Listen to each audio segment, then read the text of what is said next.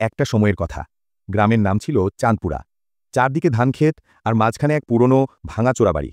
কেউ ওদিকে যেত না, কারণ সবাই জানত রাতে ওই বাড়ি থেকে পদধ্বনি শোনা যায়। কেউ হাঁটছে ধীরে ধীরে। একদিন শহর থেকে এক যুবক এলো, নাম রায়হান। সে ভূতে বিশ্বাস করত না। গ্রামে এসেছিল বন্ধুর বিয়েতে, কিন্তু শুনে কৌতূহল হলো, ভূত কি সত্যিই আছে?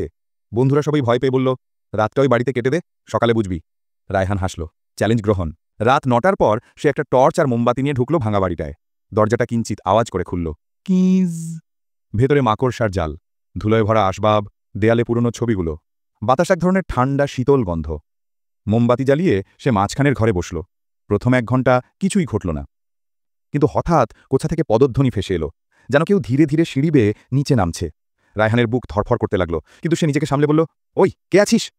কোনো উত্তর নেই, শুধু পদধ্বনি। আরও কাছে, আরও কাছে। টর্চের আলো ফেলতেই দেখা গেল ধুলোময় সিঁড়ির ওপর একটা ছায়া। ছায়াটা লম্বা, যেন কারোর অবয়ব, কিন্তু মাথা নেই। হঠাৎ মোমবাতিটা নিভে গেল। অন্ধকারে রায়হান শুধু শুনল ঠান্ডা বাতাসের মধ্যে এক ফিসফিসে আওয়াজ, তুমি কেন এসেছ আমার ঘরে? ভয়ে রায়হান দৌড় দিতে গেল, কিন্তু দরজাটা বন্ধ। সে দরজায় ধাক্কা দিল, চিৎকার করল, খুলে দাও, কিন্তু বাইরে কেউ নেই। সেই পদধ্বনি আবার ঘরের ভেতরে, তার ঠিক পিছনে। সে ঘুরে তাকালো, দেখল সাদা শাড়ি পরা এক নারী, চোখ দুটো জ্বলছে আগুনের মতো। নারীটা ধীরে বলল, আমার বিশ্রাম কেড়ে নিয়েছ। রায়হান জ্ঞান হারালো। পরদিন সকালে গ্রামবাসীরা তাকে অচেতন অবস্থায় খুঁজে পেল বাড়ির বারান্দায়। তার চুলে পাকা দাগ, চোখ ফাঁকা দৃষ্টিতে তাকিয়ে আছে শূন্যে। সে আর কখনো ওই রাতের কথা বলেনি। আজও চাঁদপুরার মানুষ বলে, মাঝরাতে কেউ গেলে সেই অন্ধকারের পদধ্বনি আবার শোনা যায়। চাঁদপুরার পুরনো বাড়িটা আজও দাঁড়িয়ে আছে, ঠিক আগের মতো নীরব, আর কেউ আর ওদিক দিয়ে যেতে সাহস করে না।